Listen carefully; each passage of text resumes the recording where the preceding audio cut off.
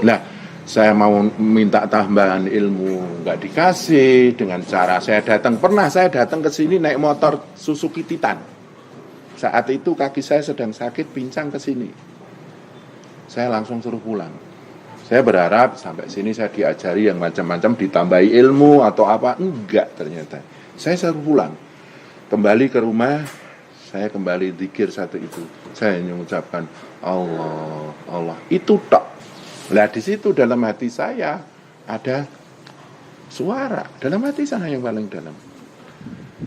Murid pertamamu adalah dirimu sendiri. Jadi saat itu saya berprinsip, satu zikir kita istiqomah yang akan beranak pinak. Kalau engkau ingin jadi guru, murid pertamamu adalah dirimu sendiri. Kalau engkau sudah bisa mengajari dirimu sendiri, maka engkau layak mengajari orang lain.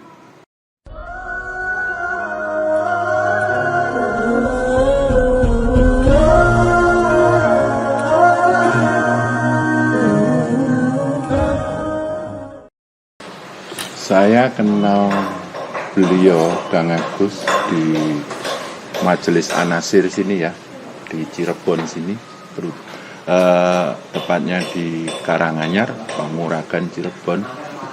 Itu yang saya ingat tanggal 18 Maret 2008. Saat itu saya kesini niatnya tidak lain hanya ingin mendekatkan jiwa saya dengan Allah. Kenapa saya ingin mendekatkan diri dengan Allah? Karena begitu beratnya hidup saya saat itu.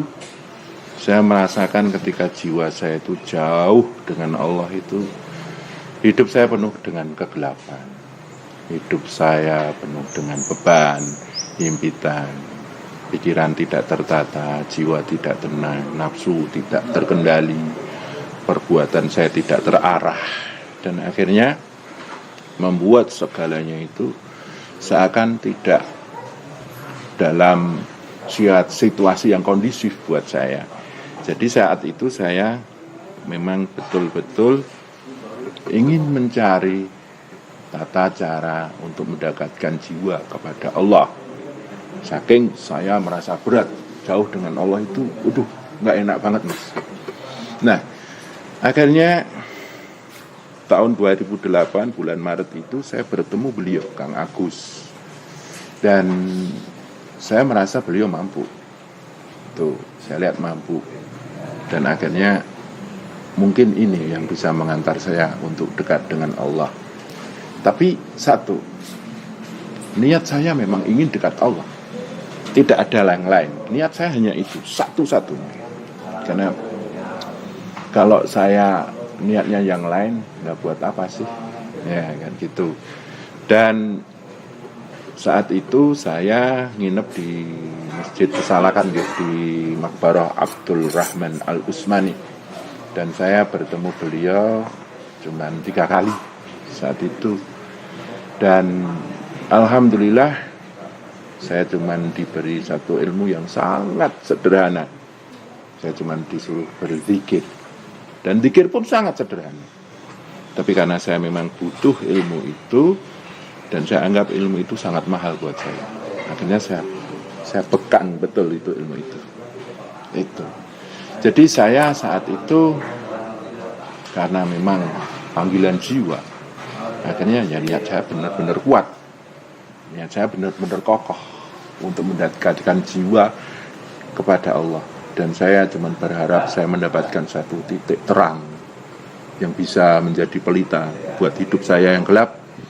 Terus saya mendapatkan satu titik pencerahan buat memberi satu titik cerah dalam saya menjalani hidup dan kehidupan ini. Nah, intinya saat itu saya di titik nazir, di titik benar-benar saya pasrah dengan hidup saya. Saya benar-benar sudah merasa siapa lagi penolong saya selain hanya Allah, kan gitu. Ya gitu loh mas. Awalnya seperti itu. Niat saya cuma satu, ingin dekat dengan Allah. Ya tadiku mas. Boleh diperjelas Gus Rofiq? Kenapa memilih sosok Kang Agus? Tadi Gus Rofiq katakan Agus Rafiq yakini bahwa Kang Agus yang akan mengantarkan? Ya kebetulan saya dari tahun 88 saya memang sudah punya guru ya. Guru saya adalah kakak sepupu saya sendiri, dan ya sedikit banyak saya dalam bersitan hati saya itu agak sedikit bisa mengenal, oh ini cocok, ini enggak, ini pantas, ini enggak. Nah saat itu nggak tahu kok saya cocok dengan beliau, nggak tahu alasannya, saya nggak tahu, saya nggak punya alasan, cuman saya terp aja.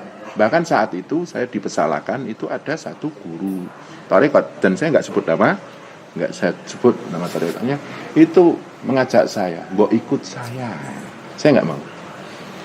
Saya sudah memantapkan diri untuk bersama Kang Agus, seperti itu. Jadi tidak ada alasan, saya cuman feeling aja. Itu jadi seperti apa ya? Mungkin kayak orang jatuh cinta ya. Kayak gitu. Jatuh cinta pada pandangan pertama. Iya, seperti itu. Dalam perjumpaan pertama saya sudah merasa nggak tahu, nyes. Kayak gitu. Akhirnya itulah tambah mantap saya. Nah, seperti itu, Mas. Pada saat itu pertemuan berarti di Masjid Pesalakan. Saya langsung nginep di Masjid Pesalakan, terus malamnya saya bertemu di pinggir jalan. Di pinggir jalan, terus saya diajak zikir. Seperti itu. Dan saya terus saat itu diskusi di tempat Pak Kaji Bambang kayaknya sampai pagi. Nah, di situ semakin saya yakin dari hasil diskusi saya, dari apa yang sudah saya dapat dari saya berguru sebelumnya, wah ini cocok. Akhirnya ya itu pertemuan pertama. Nah pertemuan kedua saya baiat. Nah pertemuan ketiga ini yang aneh, saya diangkat jadi guru. Ya saya juga heran. Dan saat itu saya disuruh berzikir 1 hari 1 malam itu. Dan alhamdulillah dari saya berzikir 1 hari 1 malam itu banyak sekali sensasi-sensasi zikir yang saya temukan. Banyak sekali bunga-bunga zikir yang saya temukan dan tidak pernah saya temukan di tempat yang lain. Nah disitulah saya tambah mantap. Nah seperti itu. Akhirnya proses demi proses terjadi selama 18 hari. Saya nginep di Cirebon, di Pesalakan itu. Akhirnya saya suruh pulang. Dan saya nggak mau. Karena saya senang di sini. Ngapain saya suruh pulang? Saya nggak mau. Saya takut pulang ke Jogja. Kenapa? Saya takut dengan keadaan saya. Saya gelap. Saya tidak punya pencerahan. Tapi karena beliau mengatakan pulanglah, jadilah guru untuk mengajarkan Satariyah di Jogja. Akhirnya bismillahirrahmanirrahim saya pulang. Tapi mohon maaf, dalam batin saya nangis. Kenapa secepat ini saya harus pulang? Seperti itu. Dan mohon maaf, saya belum menemukan titik ilmu yang matang. Kenapa saya harus pulang untuk mengajarkan Satariyah? Seperti itu. Dan proses berjalan ya. Saya jauh dengan Kang Agus di rumah saya. Dari zikir ke zikir saya lakukan, terjadilah satu proses. Akhirnya pematangan, pendewasaan dalam diri saya. Begitu Mas. Yang jelas satu, dari awal niat saya memang ingin dekat dengan Allah. Itu saja. Dan saat itu saya belum paham baiat itu apa. Saya nggak tahu. Jadi saya memang benar-benar menyatakan diri, bimbing saya untuk dekat dengan Allah. Tuh. Jadi saat itu saya tidak minta apa-apa. Dan saya menawarkan, saya harus ngasih apa ke panjenengan asal saya bisa bertemu sama Allah. Nah, seperti itu. Tapi nggak semudah yang kita bayangkan ya. Ternyata ketika saya berguru sama beliau, Kang Agus, itu banyak sekali tata cara beliau yang sangat misterius. Jadi saya dulu gini ya, kalau biasanya gini ya, katanya ingin dekat dengan Allah, tapi malah akhirnya cuma nebeng dengan guru. Hanya dekat dengan guru, akhirnya terhijab cahaya kita dengan guru kita. Itu. Saya ketika sudah baiat dengan Kang Agus, saat itu saya nggak paham baiat itu apa. Ternyata baiat itu diterima jadi murid. Tuh, terus saat itu saya baru paham, oh seperti itu dah. Nah, ketika saya sudah baiat, itu saya 7 tahun saya di Jogja. Saya nelpon nggak diangkat, saya SMS nggak dibales, saya pokoknya curhat apa-apa saya nggak di pokoknya kayak nggak direspek gitu loh. Tapi karena saya punya keyakinan bahwa saya itu sudah bertemu orang yang tepat yang bisa mengantar saya kepada Allah, ya saya cuman ambil zikirnya. Ya, dari zikir-zikir itu saya lakukan. Zikir saya cuma satu, saya cuma ngucap Allah ta'til. Zikir nafas saat itu. Tarik nafas, saya rasakan Allah. Seperti itu. Nah, saya mau minta tambahan ilmu, nggak dikasih dengan cara saya datang. Pernah saya datang ke sini naik motor Suzuki Titan. Saat itu kaki saya sedang sakit, pincang ke sini. Saya langsung suruh pulang. Saya berharap sampai sini saya diajari yang macam-macam, ditambahi ilmu atau apa. Enggak ternyata. Saya suruh pulang. Kembali ke rumah, saya kembali zikir satu itu. Saya mengucapkan Allah, Allah. Itu tak. Habis sholat, saya zikir itu. Setiap saya zikir itu. Nah, dari situ saya ada satu suara di sini. Di dalam hati saya ada suara. Satu ilmu kamu istiqomah dengan laku tirakat yang maksimal, ilmu itu akan beranak pinak.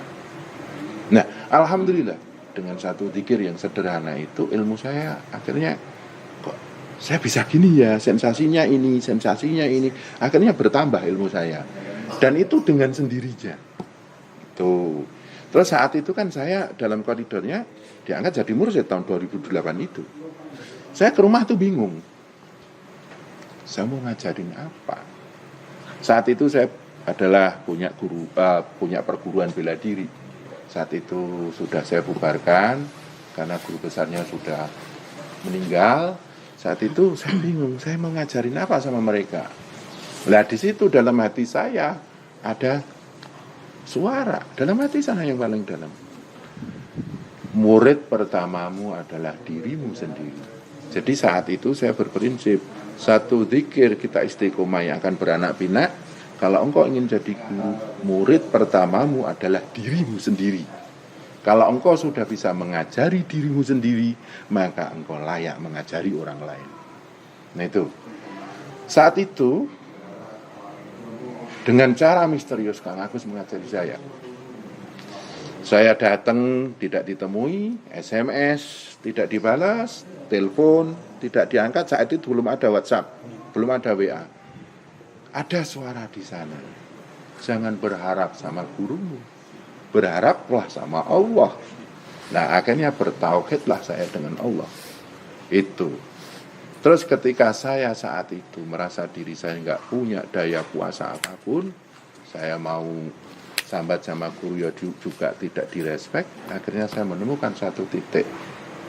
Saya ini harus bergantung sama daya kuasa Allah. Maka disitulah saya mengucapkan la haula wala quwata illa billah. Dan mohon maaf, berbarengan saat itu, ya kebetulan ini bukan karena saya masuk Satariyah, terus saya kayak gimana, hidup saya hancur, ekonomi saya hancur, saya hidup nggak jelas, saya banyak utang, gitu. Dan benar-benar saya hidup penuh beban, penuh himpitan, penuh tekanan, stresor banyak dalam hidup saya. Disitulah saya semakin memaksimalkan harapan saya dengan Allah. Disitulah saya yakin ketika saya punya hidup dan hidup ini sudah tidak berdaya, saya selalu menyebut yang maha hidup, Allahu ya hayyu. Ketika saya seperti itu, hidup dalam himpitan, gelap, tekanan, dan lain sebagainya, saya yakin Allah yang maha memelihara aku. Ya Qayyum, Allahu ya Qayyum, kayak gitu. Terus ketika saya mau mengajari orang, wong saya bodoh. Dan mohon maaf, saat itu mursyidnya adalah Kang Agus, Kiai Marsam, dan saya. Dan saya itu ada cap. Saya adalah mursyid terbodoh. Saya itu mursyid yang paling sulit belajar. Dari cap bodoh itulah saya belajar. Kang Rafiq itu adalah mursyid paling bodoh. Disitulah saya dalam setiap zikir saya, ya Allah, saya terima kebodohan ini. Engkau lah yang maha pintar. Dan disitulah saya terus akhirnya mendapatkan satu titik ilmu di otak saya. Selalu saya sebut Allahu ya alim, Allahu ya alim, Allahu ya alim. Di hati saya Allahu ya hadi, Allahu ya alim, Allah yang maha pintar. Engkau akan memintarkan diri saya yang bodoh, otak yang saya yang bodoh ini. Allahu ya hadi, Allah akan memberi petunjuk pada hati saya yang gelap. Itu berkembang terus. Ketika saya miskin, saya menyebut Allah yang maha kaya, Allahu ya wani, Allahu ya mu'ni, Allahu ya fatah, Allahu ya rozak. Berkembanglah zikir saya.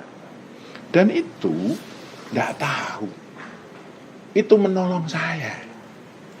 Tiba-tiba tangan saya itu rasanya di sini gak tahu ada panas-panas gimana. Karena saya mau sambat sama siapa? Saya hanya sambat sama Allah. Tahu-tahu tangan saya itu terasa hangat, ada energinya. Loh, kok aneh.